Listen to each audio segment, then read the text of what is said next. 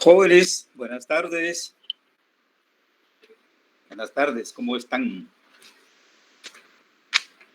¿Ya listos para los exámenes? ¿Cómo les ha ido?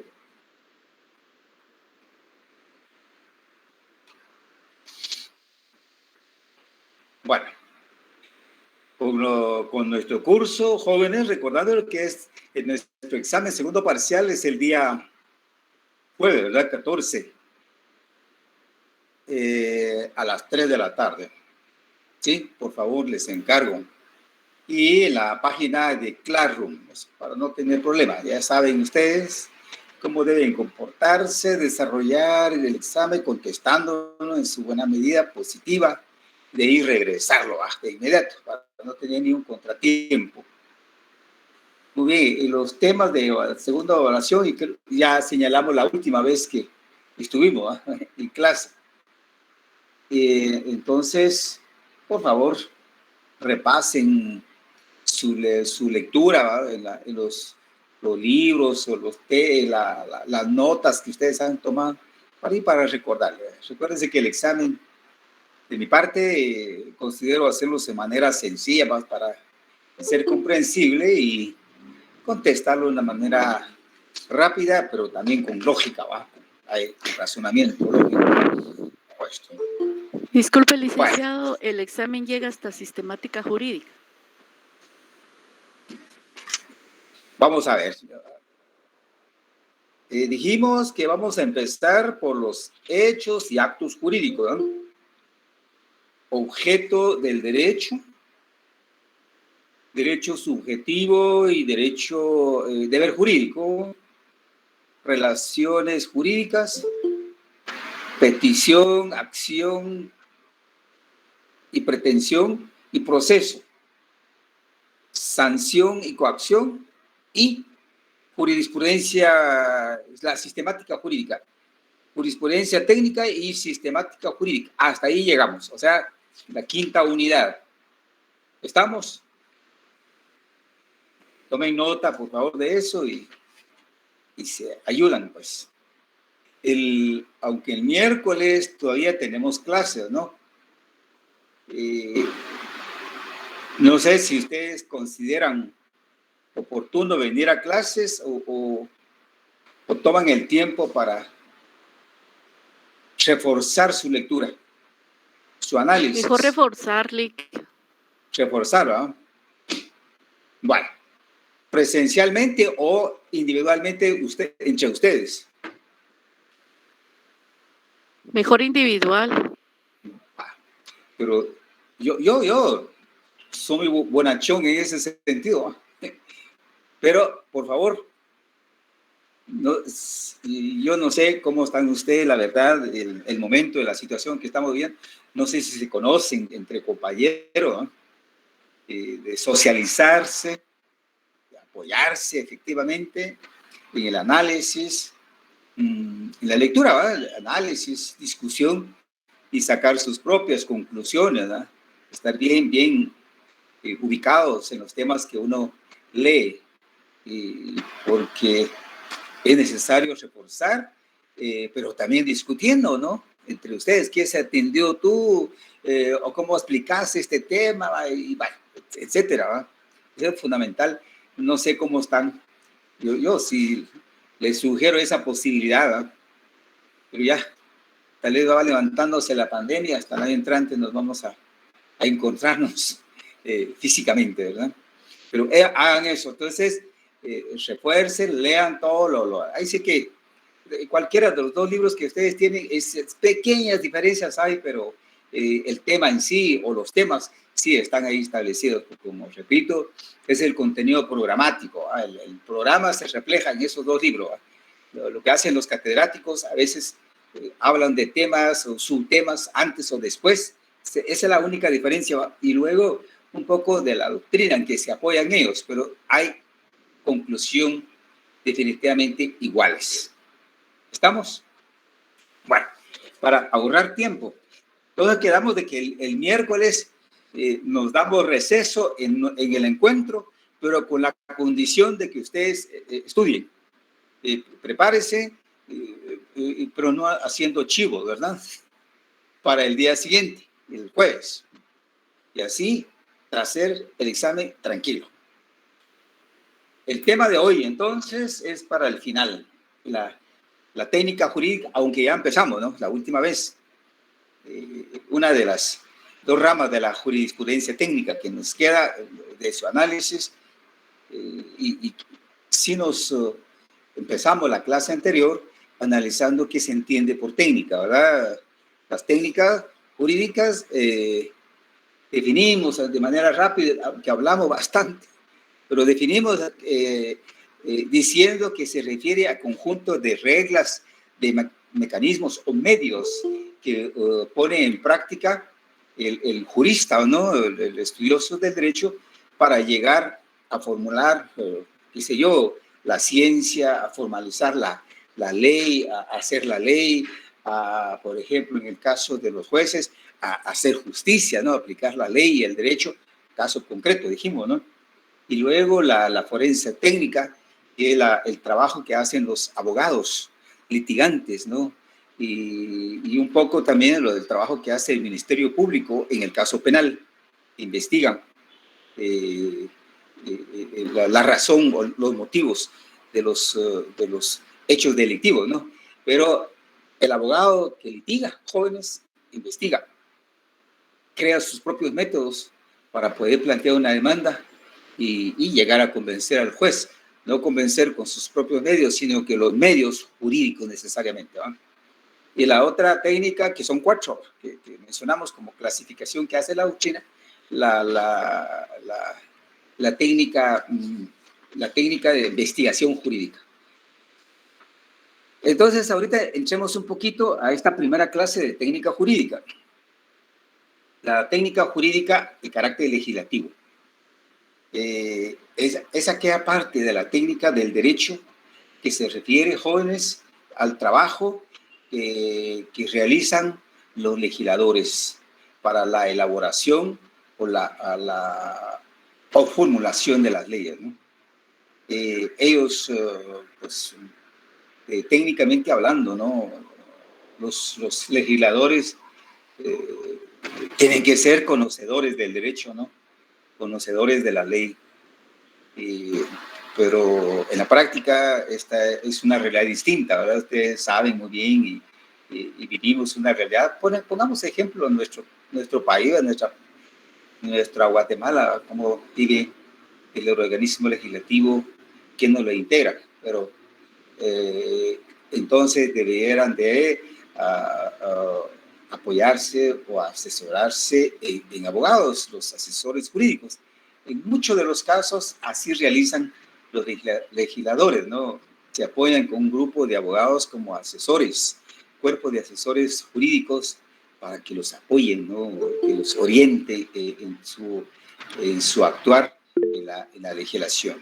Por supuesto, el trabajo del legislativo como organismo tiene sus propios métodos, tiene sus propias características, ¿no? Pero la función principal de un cuerpo colegiado como el Poder Legislativo es elaborar leyes. En ese sentido, al elaborar las leyes, ya sea por sí solos, si son abogados, ¿no? O si no, a través de los cuerpos de asesores, y al decir cuerpos de asesores, entonces ahí es el trabajo, pues, de uno de abogado, ¿no? Cuando uno es ya graduado, puede llegar a tener esa posibilidad de trabajar en el organismo legislativo de una manera técnica, elaborar las leyes, apoyar a los legisladores en la elaboración y formulación de las leyes. Muy bien, y eso para ello tiene que haber una técnica, ¿va? ¿Cómo hacer para recopilar, sustentar la materia que quiere legislarse? Una materia, ¿va? Que se constituye en derecho, en la materia del derecho, a ampliar, a mejorar o a crear, pues eso debe ser sistematizado en una ley. Ese derecho entonces tiene que ser reflejado en una ley, en un documento, ¿no? Y esa ley tiene sus propias características de contenido. Y para su formulación, pues de plano hay técnicas. Y las técnicas son las que los abogados, pues conocedores del derecho, son los que son expertos, ¿verdad? Para realizar el trabajo. hacer el trabajo para el legislador, y el legislador llega y se presenta el cuerpo colegiado, que es la asamblea o el congreso, qué sé yo, y presenta con su iniciativa de ley. La técnica legislativa es una disciplina, entonces, que atañe a la elaboración y formulación del ordenamiento jurídico de un país. El derecho civil, el procesal civil, el código de trabajo, el código penal, el procesal, todo el sistema, nuestro sistema jurídico que está constituido por las leyes, elaborado por el organismo legislativo. Y su contenido, como un documento técnico, ustedes han tenido contacto ya, de plano que sí, pues, de las leyes, ¿verdad? Hemos dicho la Constitución. De mi parte, yo he mencionado el Código Civil, el procesal civil, que hay que leer algunos artículos. Ese documento que ustedes toman, por ejemplo, en mis manos tengo la ley del organismo judicial. La ley del organismo judicial, ¿a qué se refiere? Se refiere a una situación. En principio, la materia fundamental es la organización y funciones del organismo legislativo. Eso es. Sin embargo, cómo se debe elaborar, quiénes tienen que desarrollar, cómo debe desenvolverse, etcétera, toda esa disposición y necesidad está distribuido en la ley. Pero eso tiene que llevar un orden, pues, un orden lógico, con mucho razonamiento. No puede presentar una ley, un cuerpo de ley, un desorden, una anarquía, una desubicación. Eso no es posible.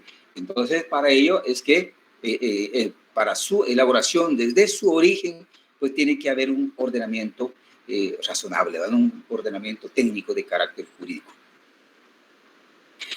De esas leyes, jóvenes, se dividen. Las leyes y los códigos tienen,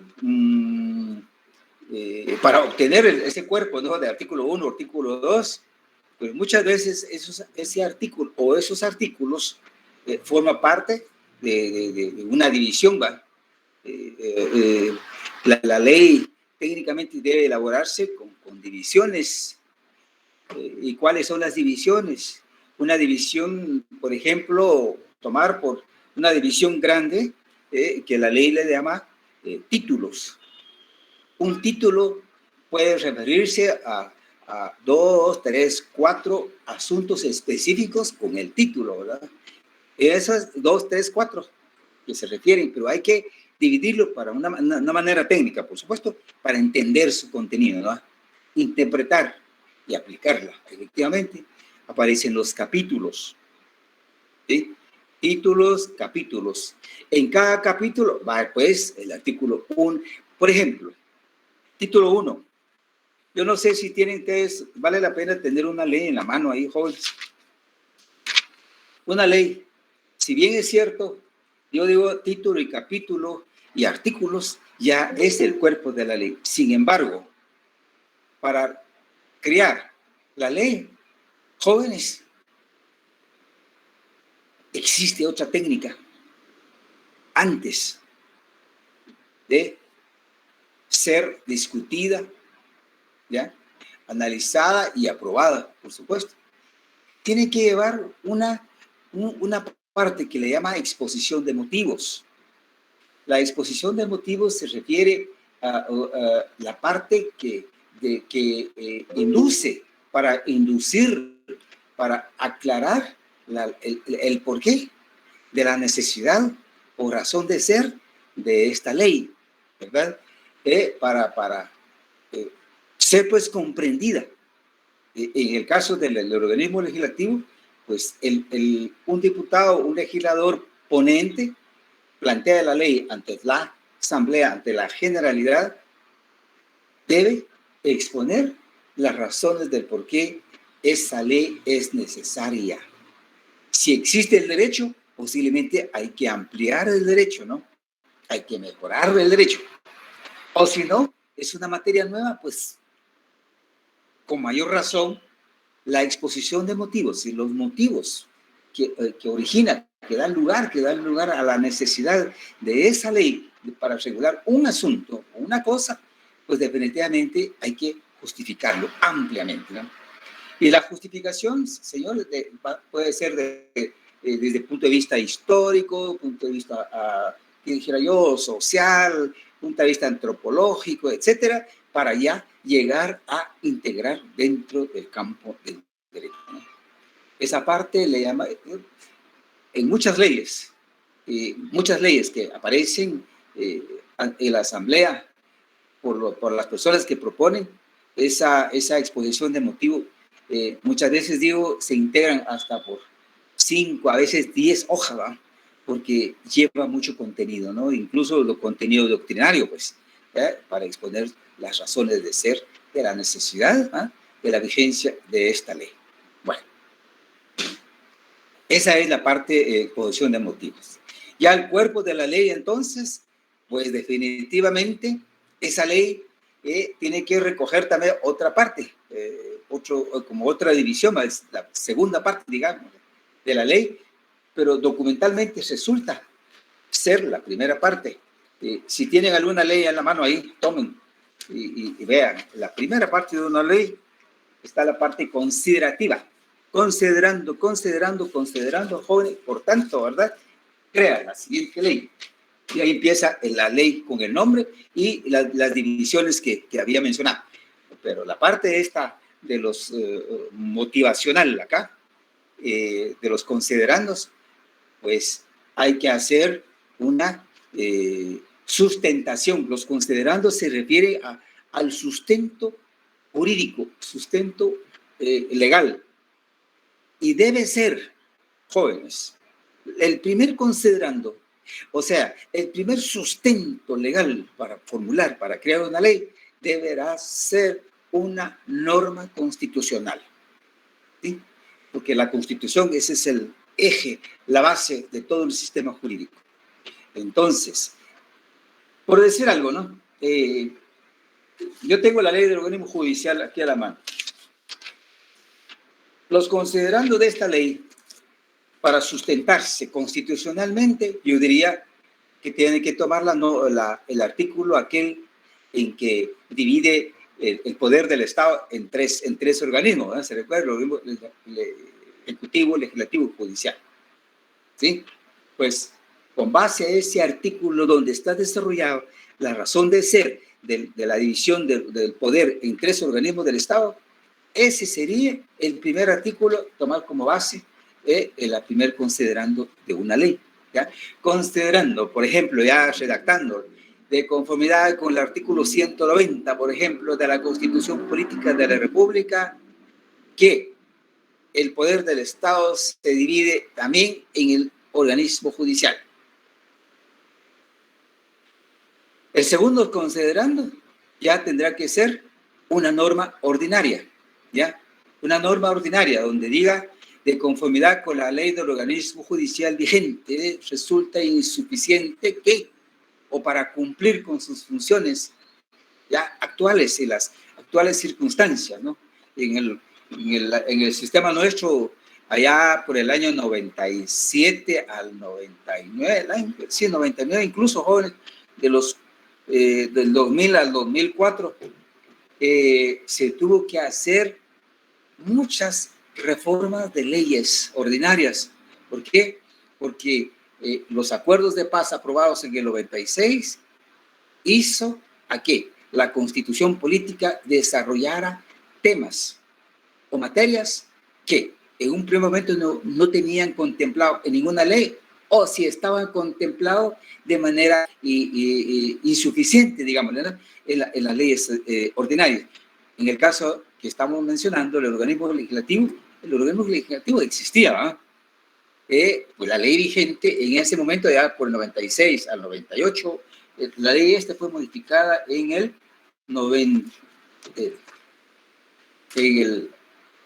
89 fue modificada, pero en el 97 fue modificada nuevamente en virtud de esa disposición política que tomó el gobierno en su momento, ¿va? Entonces, el organismo judicial fue reformado allá por el 93 y el 94 y luego el 97 para adecuarse a las circunstancias que se estaban manifestando en ese momento, ¿no? Y últimamente, yo no sé si ustedes habrán escuchado la necesidad de mejorar el desarrollo, el funcionamiento del organismo judicial en cuanto a la impartición de justicia, ¿no? Y eso se ha intentado hacer, a veces desde la Constitución política, y otros dicen que mejor la ley del organismo judicial. En esa situación hemos estado actualmente. Bueno, pero lo que estamos acá para ponerlo como sustento del ejemplo, en el segundo considerando decía que en virtud de la ley judicial vigente es insuficiente para desarrollar las funciones que le obliga a las actuales circunstancias, ¿no? Por lo tanto, obliga reforma. Y tercero, si hay necesidad, otro considerando, pues tomará como base algún argumento histórico, ¿no? Social también. El ejemplo que yo decía, que con base a los acuerdos de paz suscritos por el gobierno en tales años, resulta obligatorio reformar la ley del organismo judicial en cuanto al tema de impartición de justicia, por ejemplo. Esta parte son los que abre la puerta, es una parte que abre la puerta a la lectura de la ley, ¿ya? Esa es lo que tenemos. Si tienen la ley en la mano ahí, vamos a ir viendo, ¿no? Como que ver cómo se estructura una ley. Y veo acá en la mano la ley del organismo judicial, accesible en ese sentido y actualizado en estos momentos. Bueno, ya de ahí entra entonces a dividir la ley en su parte o división específica en cuanto a los articulados. Decía al principio, un título posiblemente se vaya a referir a cuestiones o consideraciones generales, ¿verdad? De la presente ley, CIR, etcétera, etcétera. Y así va a ir desarrollando. ¿Qué tema quiere ampliar? En primer lugar, la ley. Ese tema posiblemente es la que se va a tener que poner en el capítulo 1.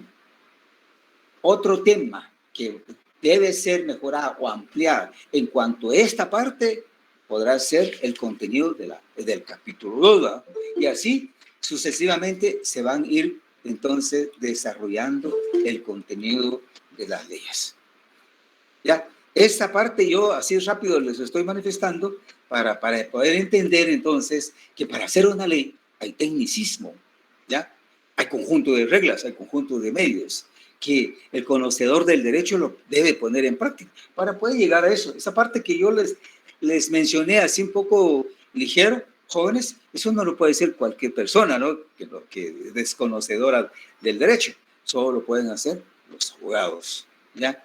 Ahí la razón de por qué estamos aquí un poquito estancados con este análisis, ¿no? Algún día les tocará a ustedes a realizar esta función como asesores jurídicos o asesor de un legislador, un diputado del Congreso de la República, y tendrá que tener presente esta función, una función técnica de un profesional del derecho. Bueno, para la estructura que más o menos que mencioné aquí con la ley del organismo judicial, jóvenes, hay muchos tratadistas proponen, ¿verdad?, un tecnicismo, ¿no?, de contenido. Mire, así debe ser formulada una ley, va.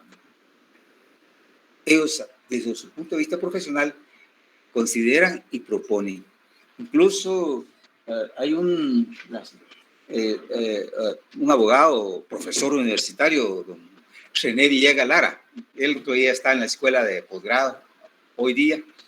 Él ha formulado, es un jurista guatemalteco, ¿no? Es especializado en derecho mercantil, es filósofo a la vez y, bueno, y por lo tanto con la gran capacidad, ¿verdad?, ha propuesto.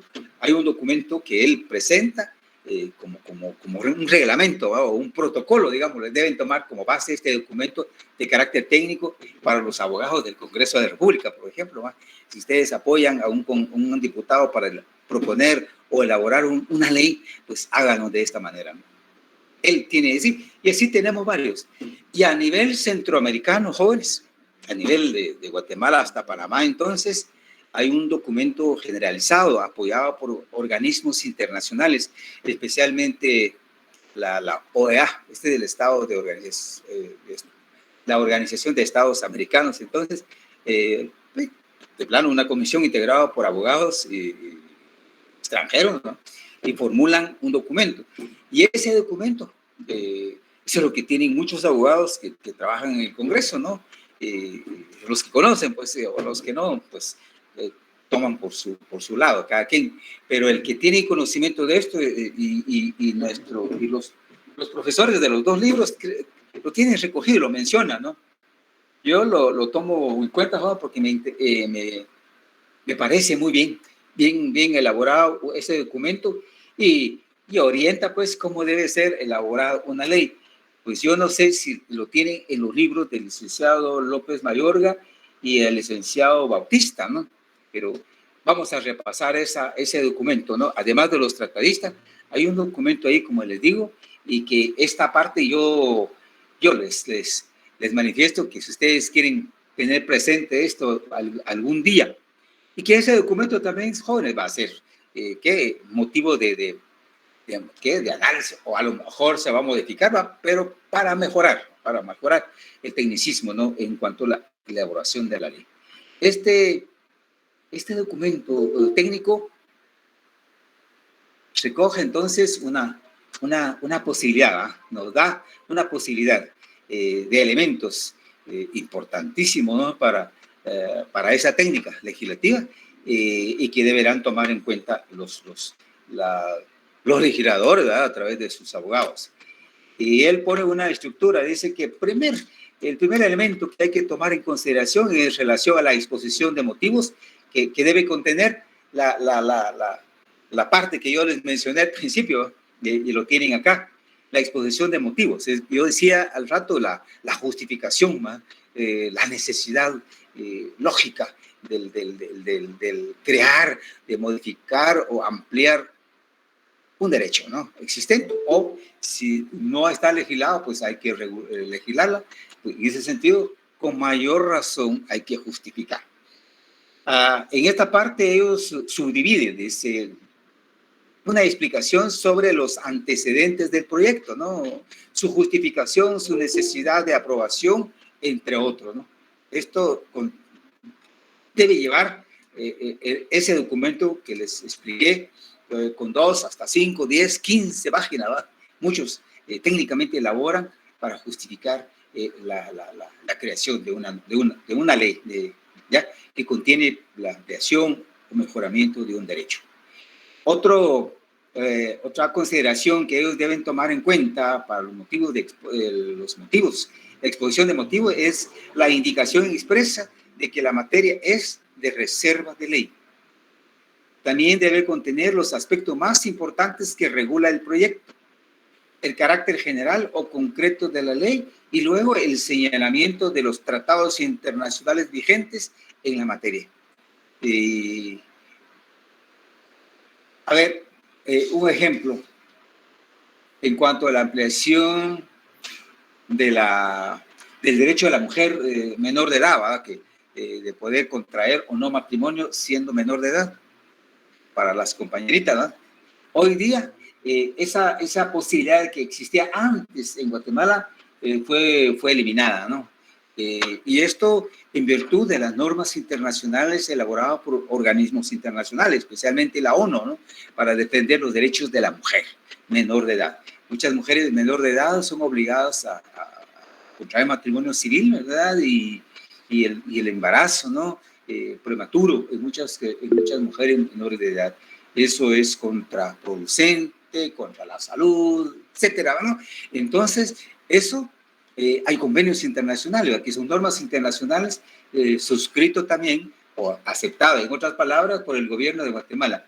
Eso, como norma nacional, no existía, por lo tanto, obligó, con base a ese convenio, esa norma internacional, obligó a ampliar, a mejorar el derecho de la mujer menor de edad de Guatemala, ¿no? Y obligó, pues, a reformar la norma establecido en el Código Civil, ¿no?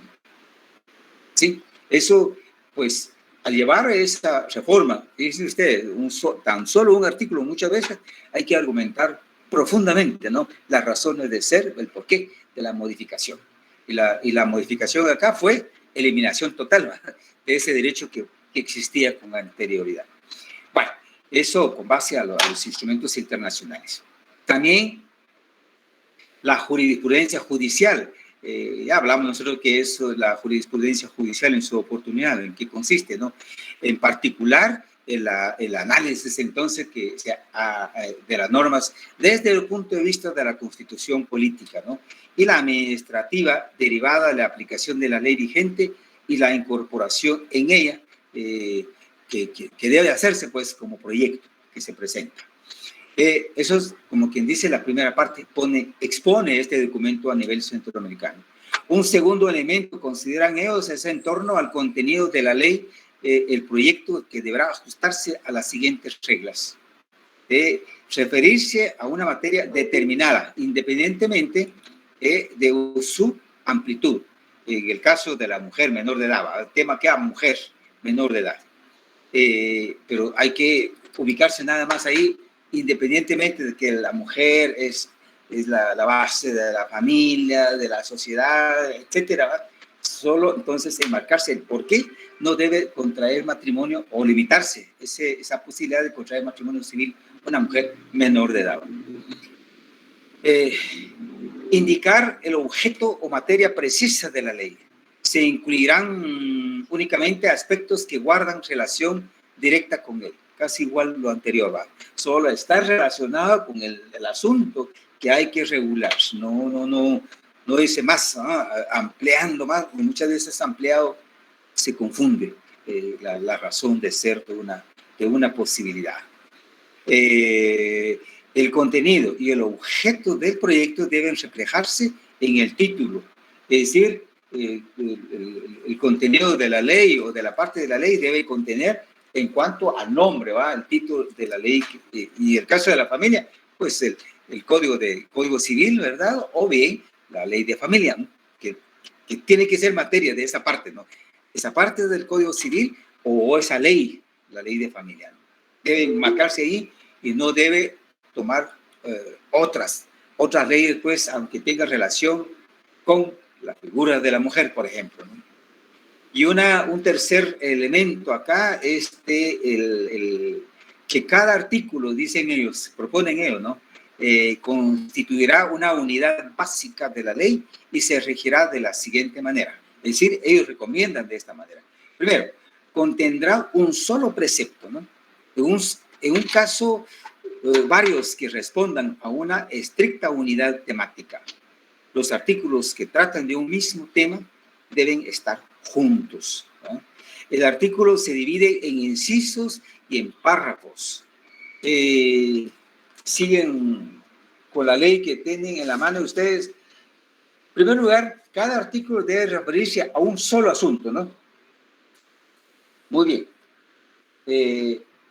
El segundo artículo pone a otro asunto, pero que tenga relación o complementa al artículo anterior. Eso es la idea que dan acá. Si un artículo que se está desarrollando y que debe tener factores o elementos fundamentales, jóvenes, para entender su espíritu, podrá dividirse en entonces inciso A, inciso B, inciso B, C. Ustedes creo que han tenido contacto con la ley. El Código Civil definitivamente tiene esa particularidad, ¿verdad? En muchas partes que se divide en incisos, ¿no? A veces también hay artículos jóvenes que se redactan, si no se separan con incisos, se realizan por párrafos, ¿ya? Párrafo primero, párrafo segundo o párrafo tercero, o primer párrafo, segundo párrafo, tercer párrafo, depende el léxico que uno emplea en este caso. Muchas leyes se dividen así, pero eso es en cuanto a la técnica, ¿no? De la redacción también, que solo lo puede ser un abogado, ¿no? Entendido en el asunto. Los artículos se numeran consecutivamente, sin interrupciones. Por eso es que los artículos llevan número, ¿no? Artículo 1 o artículo segundo, ¿no? Artículo 1, artículo 2, artículo 3, 4 y 5 de un capítulo. El 6, el 7, el 8 de otro capítulo, pero de esa misma materia que está regulando el título, ¿no? Así deberá ser. La numeración tiene que ser consecutiva. Significa, joven, que no se interrumpan, ¿verdad? Por títulos o capítulos porque es un solo cuerpo. La ley, su solo cuerpo, se integran con 100 artículos, por ejemplo, ¿no? Entonces, pero está dividido, los 10 primeros artículos, por ejemplo, se refieren a aspectos generales, ¿verdad? Los otros 5 artículos o 6 artículos después del capítulo 2 se refiere, por ejemplo, a la posibilidad de interrelacionarse o intercambiar, por ejemplo, ¿no? Una ocurrencia. Y el tercer capítulo, pero empieza con el artículo 20, por ejemplo, y termina al 29, bueno, ese es el tercer capítulo. Entonces, no se deben interrumpir el articulado, ¿no? Tiene que ser consecutivo, seguido, ¿ya? Uno tras de otro. Pues esa es una parte que nos refiere también, y que los artículos podrán dividirse en párrafos, como decíamos anteriormente, ¿no? Pueden dividirse en párrafos o en inciso. Para la redacción de un artículo se utilizan los siguientes criterios, que ellos con mucha claridad nos recomiendan, y con mucha propiedad, por supuesto, porque son conocedores de la materia. Ellos dicen acá que para la redacción de un artículo se utilizarán los siguientes criterios. Cada artículo, un tema. Cada párrafo, una oración, y cada oración, una idea. Así, yo por eso yo sugiero a esos jóvenes, y yo les confieso que he elaborado algunas leyes apoyando en ese sentido, como asesor, ¿verdad? Elaborando, yo me baso en ese documento porque me parece muy atinado, ¿no? Y muy didáctico en ese sentido. Pues me apoya y sale el cuerpo de la ley muy entendible, ¿no?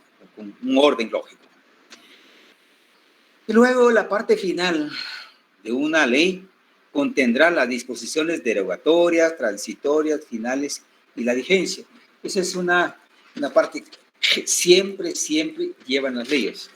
La ley del organismo judicial que estoy mencionando, está en el título 7, por ejemplo, y nada más un solo capítulo que se refiere a disposiciones transitorias, finales y capítulo único, ¿no? Esto en cuanto cómo debe hacerse con la ley anterior cuando entra en vigor una ley nueva, ¿no? En qué tiempo debe entrar en vigencia la ley, después de los pasos que da para su sanción, ¿no? Por el orden ejecutivo.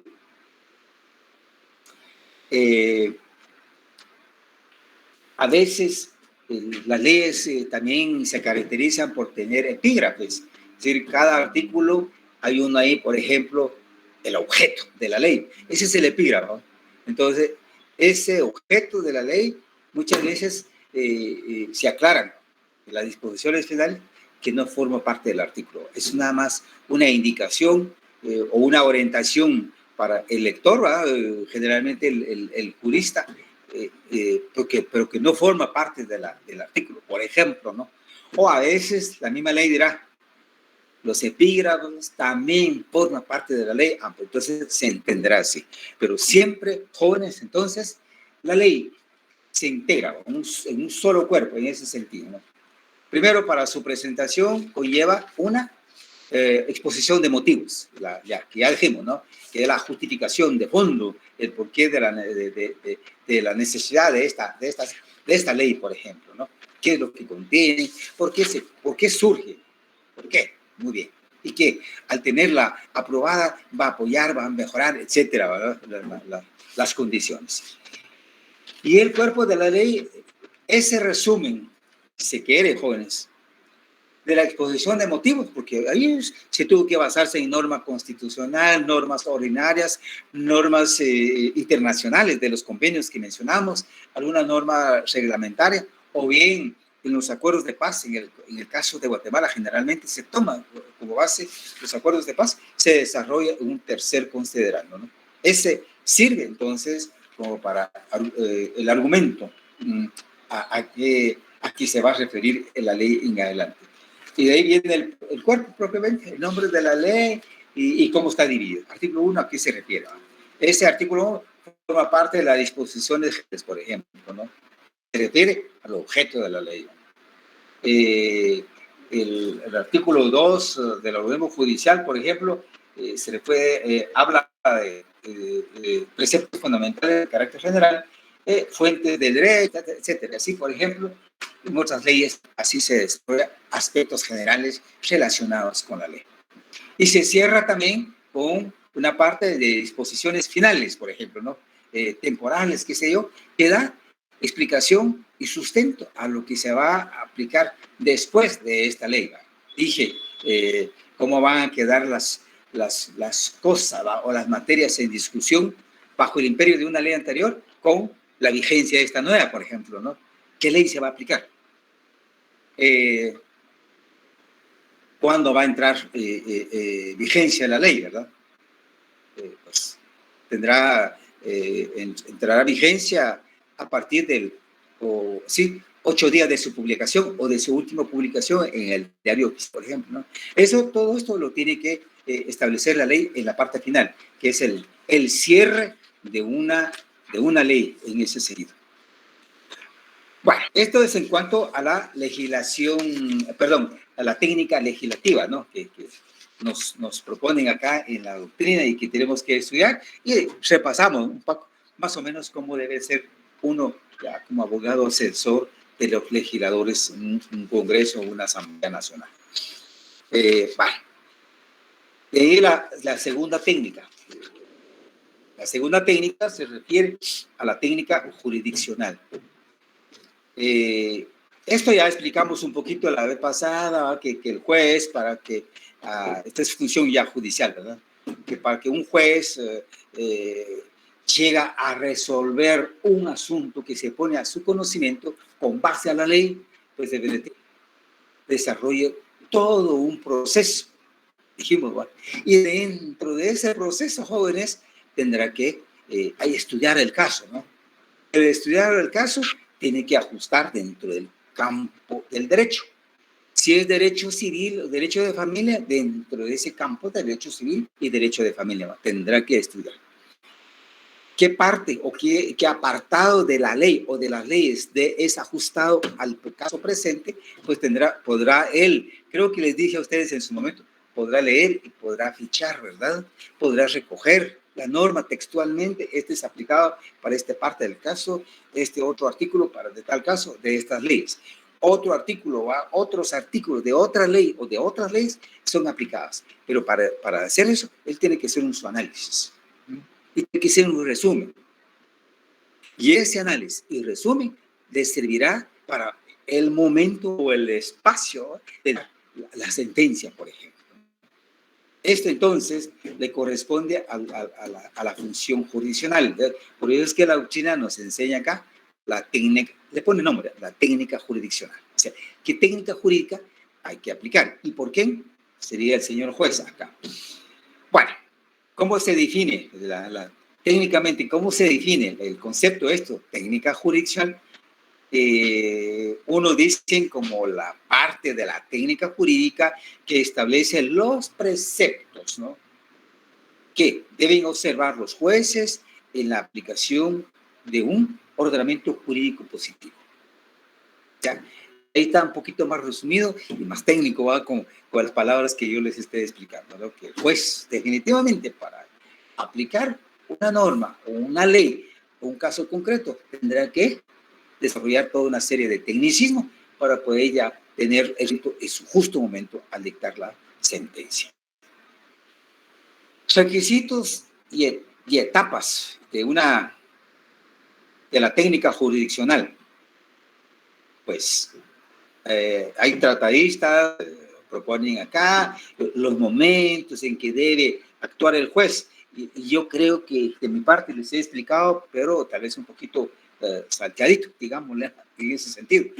Hay 2 etapas de aplicación del derecho, claramente determinadas. La primera, que es la cuestión de hecho. Y la segunda, la cuestión de derecho. O sea, la cuestión de hecho estriba en verificar que el hecho se subsumen en la hipótesis normativa y la cuestión de derecho en atribuir determinadas consecuencias del derecho. Sí. En otras palabras, la cuestión de hecho es el caso, ¿ya? El caso surgido. Ese caso, joven, pues definitivamente surgió en virtud de un conjunto de hechos, ¿no? En virtud del comportamiento, del desenvolvimiento de una persona como sujeto de derecho. Si causó algún daño, definitivamente hay una consecuencia jurídica. Para que se le señala esa consecuencia jurídica, entonces tenemos que ver el derecho. Tenemos que discutir, tenemos que analizar el derecho y las leyes relacionadas con el hecho, ¿ya? El ejemplo que he mencionado, familia, un divorcio, por ejemplo, que en materia de familia, que ese es el relato de los conjuntos de hechos por qué se llega al divorcio. Planteado el divorcio, debidamente justificado por qué y probado con todos los elementos necesarios, pues definitivamente llegamos a la cuestión de derecho. Si hay o no hay derecho de divorciarse, por ejemplo, más del año de casados, bueno, se establecieron las condiciones para pasar pensión alimenticia a los menores de edad, por ejemplo, etcétera. Muy bien. Señalamos, pues, en la sentencia cómo debe establecerse los derechos y deberes de los sujetos procesales. Esta es una etapa de la aplicación del derecho en cuanto a surgimiento de los hechos. Muy bien. Pero hay necesidad de argumentar un poquito analizar, mejor dicho, los argumentos de los tratadistas jóvenes. Dicen ellos, vale la pena, y creo que hay unos párrafos que iba a tener que leerle para poder explicar también. Dicen ellos que en la aplicación de las reglas de la técnica jurisdiccional es determinante la personalidad del juez.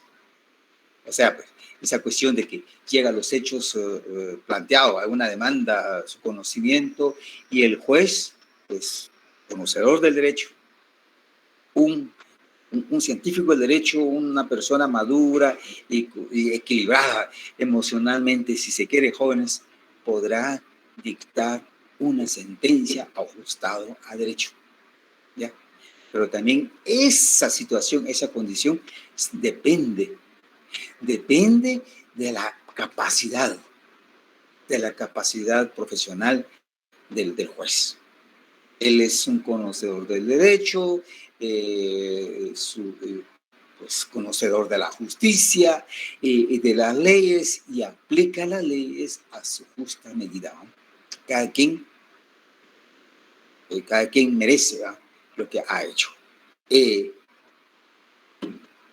Si un juez débil, dicen ellos, de carácter, o, en peor de los casos, un juez que no tiene capacidad, que no tiene conocimiento profundo del derecho y de las leyes, como sucede en los últimos tiempos en nuestro medio, jóvenes, cómo se gradúan los compañeros de las facultades de derecho, no solo digo de la San Carlos, sino que todo el sistema como está ahora, pues muchas veces ese abogado graduado, y si llega a ocupar un puesto de juez, llega con mucha debilidad, ¿no?, con mucho desconocimiento.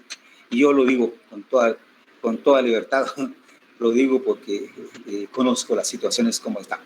Entonces, dicen ellos acá, una buena sentencia ajustada a derecho, ajustada a la legalidad, depende del conocimiento y capacidad del señor juez, del juez, se conoce de la ley. También dicen algunos de la dignidad personal del juez, depende la dignidad del derecho. Este es un poquito profundo, ¿no? Y vale la pena de tenerlo presente acá, jóvenes.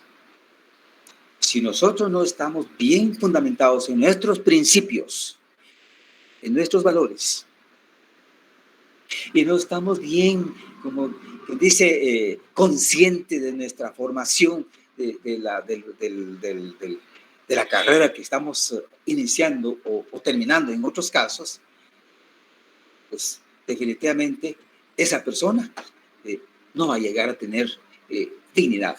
En primer lugar, para ser abogado. Y luego, para ser juez. ¿Ya? Pues que como dice don Eduardo Cotiuri, es un jurista joven y que es filósofo y nos orienta mucho en nuestros estudios. Él dice, el juez es una partícula de sustancia humana, vive y se mueve dentro del derecho. Si esta partícula de sustancia humana tiene dignidad, el derecho tendrá dignidad y jerarquía espiritual. Pero si el juez como hombre cede ante sus debilidades, el derecho cederá en su última y definitiva revelación. Él, definitivamente, y uno dice, o sea, que lo que sucede hoy día en nuestro sistema jóvenes, y yo le digo hoy día, de mi parte, ante el sistema de justicia, en muchos casos, y en cualquiera de las disciplinas jóvenes, uno de abogado litigante llega a conocer situaciones y condiciones paupérrimas, con mucha pena, ¿verdad? De decir, en la administración de justicia. La administración de justicia en Guatemala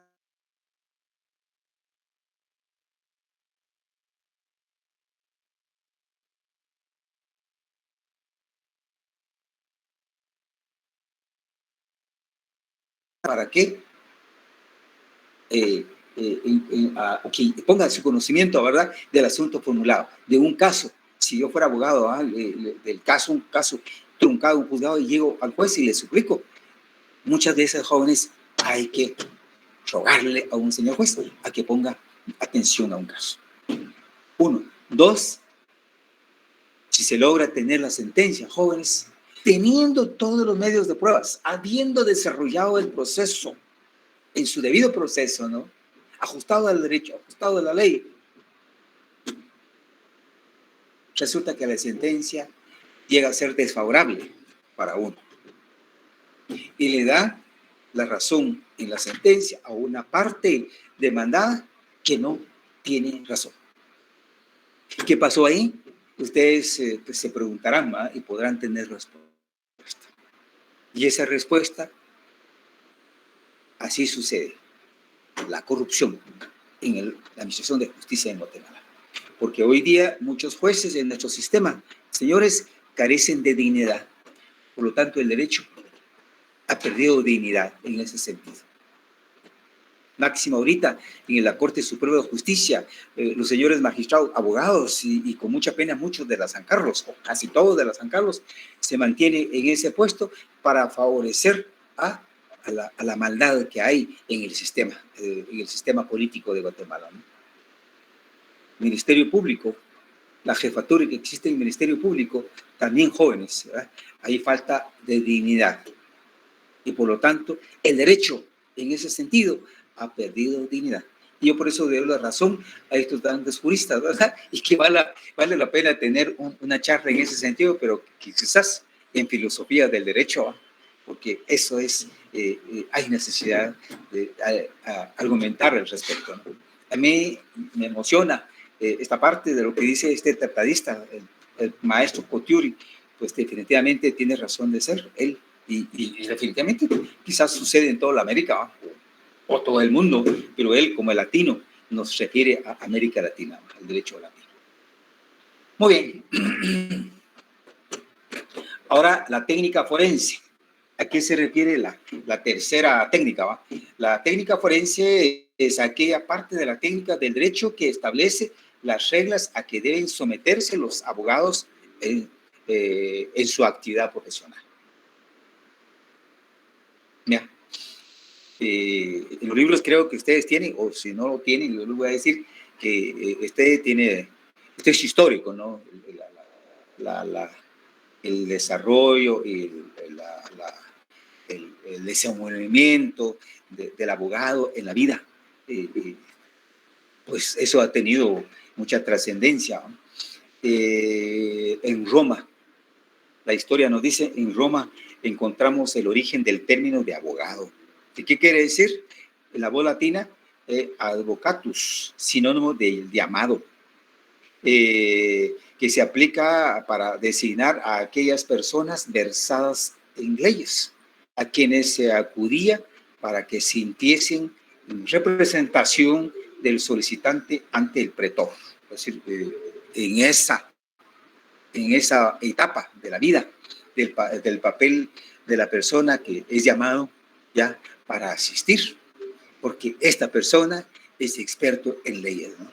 Conocedor de las leyes, y que con seguridad va ante el pretor, o sea, el juez, a plantear el caso y a desarrollar el proceso ante ese pretor o juez. Bueno, ¿y cómo llegaba, cómo se comportaban los abogados en ese entonces? El abogado también era llamado orador, y que fue tenido en Roma. Gran estima, pues, con gran respeto eran los abogados, y los romanos cuidaron siempre de que este honroso cargo no fuera ejercido, sino por personas elegidas y distinguidas por las cualidades del corazón y del espíritu, más aún que por su nacimiento.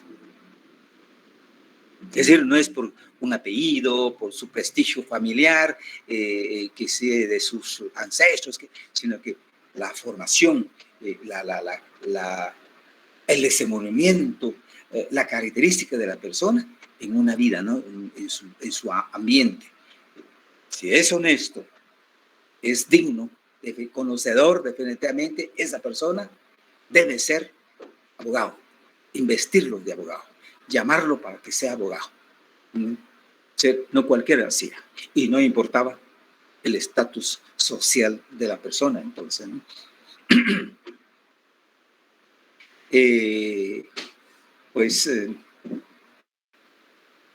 La función que cumplía era la de defender a sus clientes verbalmente o por escrito ante los tribunales.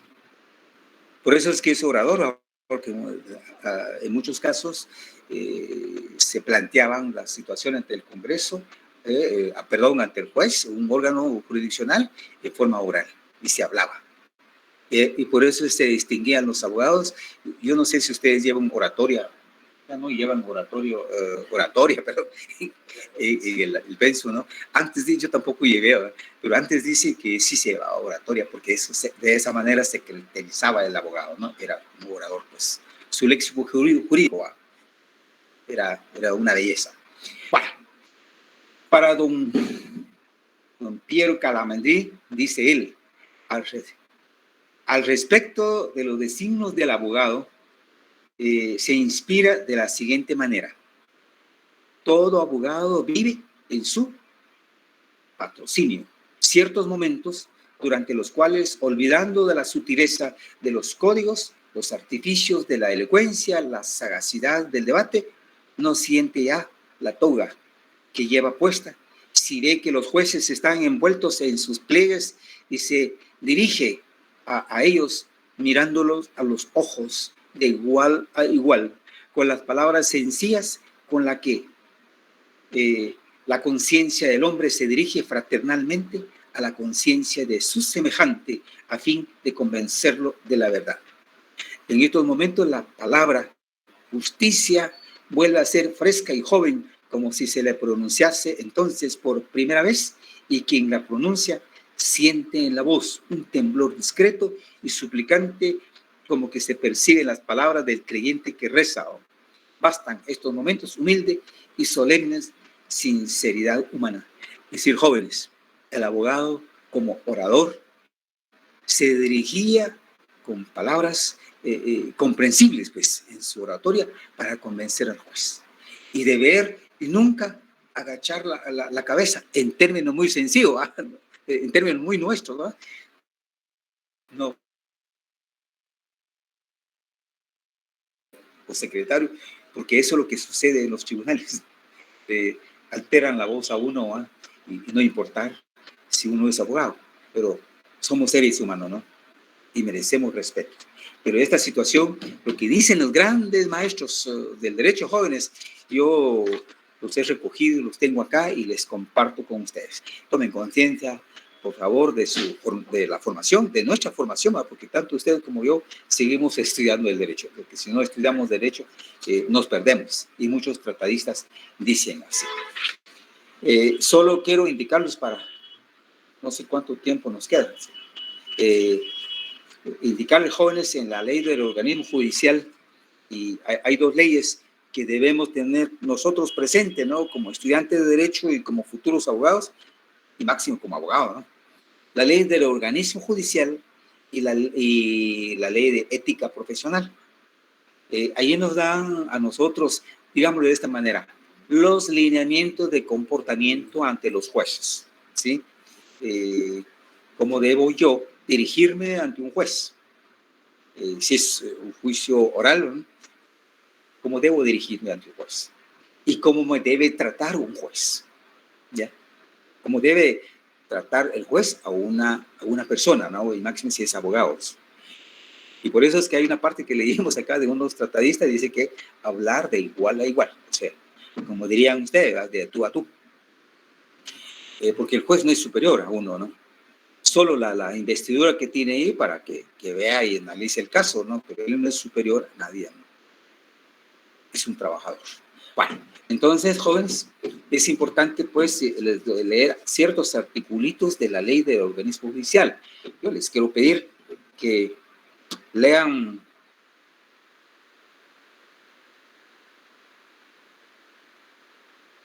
del 6 al 204 de la ley del organismo judicial. Y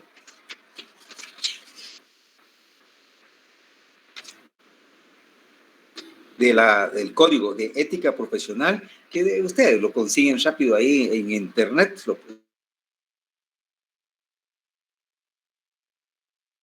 Desde ahorita deben tener ustedes presente de que hay una ley, jóvenes, referido a ética profesional. ¿Qué es ética profesional?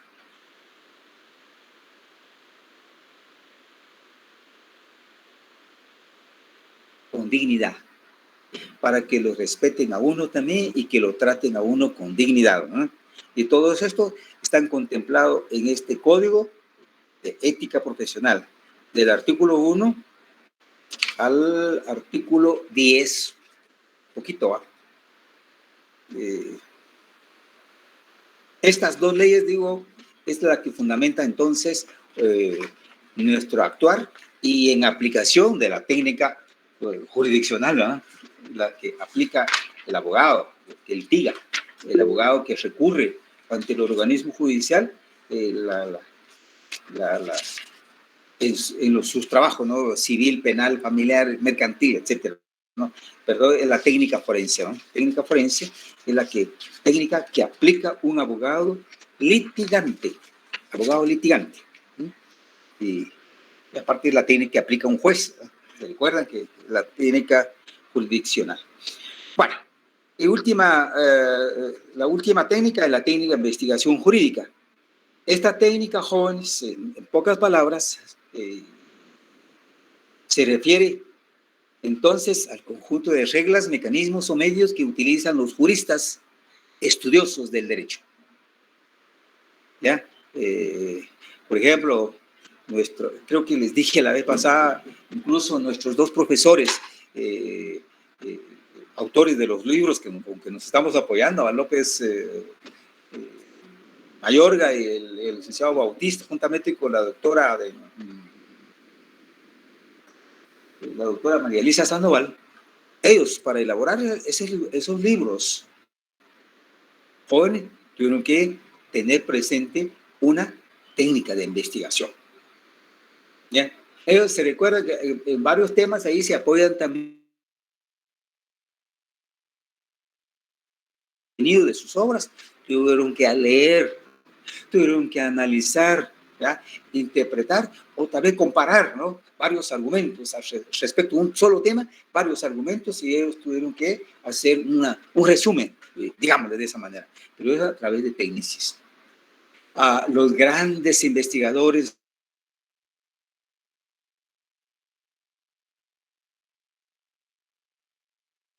de investigaciones jurídicas hacen investigación, ¿verdad? Y tendrán que aplicar los juristas, abogados, profesores que realicen investigaciones ahí, tienen que tener presente una técnica. Además de sus métodos de investigación, tienen que tener presente una técnica. Y las técnicas generalmente que yo ya mencioné con ustedes, las fichas, ¿verdad? Donde se resumen el contenido de un libro o una ficha bibliográfica donde se anota el nombre del autor de un libro, porque ese libro se refiere a tal tema, etcétera, ¿no? Eso es la técnica de investigación jurídica. Sí, los abogados, los grandes juristas que hacen investigación sobre el derecho, pues definitivamente jóvenes tienen que contar, además de sus métodos, que son en materia de clima, sus técnicas. Y esas técnicas son técnicas jurídicas. ¿Por qué? Porque se refieren a aspectos de derecho, ¿no? Y cualquier disciplina, derecho civil, derecho administrativo, derecho de trabajo, derecho de familia, derecho de marcas, de banco, etcétera. Ellos son los conocedores del tema, investigan, amplían la doctrina dada, o amplían o cambian la teoría dada al respecto de un tema, y con base en la investigación realizada de una manera objetiva, aquí está el resultado, y eso es lo que dice al respecto en estos momentos, por ejemplo, ¿no? Eso es parte de un trabajo de carácter técnico, ¿no? De un científico del derecho, realizan investigaciones. Bueno, tal vez hasta aquí podemos llegar, jóvenes, con este tema, lo repasan y nos vemos, primero Dios, el día, ¿qué día? El día jueves, 14, a las 15 horas.